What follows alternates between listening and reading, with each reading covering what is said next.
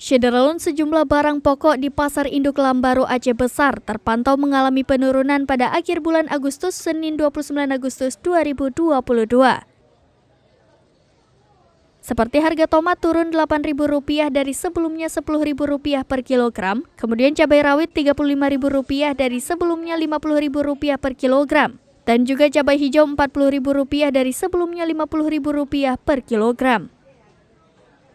Hal yang sama juga terjadi pada bawang merah yang turun Rp28.000 dari sebelumnya Rp35.000 per kilogram, sementara harga cabai merah masih bertahan di Rp95.000 per kilogram.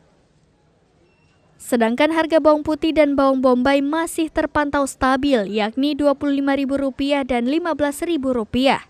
Harga telur ayam mengalami kenaikan pada pekan ini dari sebelumnya Rp48.000 menjadi Rp50.000 per papan. Sedangkan harga ayam potong terpantau stabil, yakni Rp50.000 hingga Rp60.000 per ekor.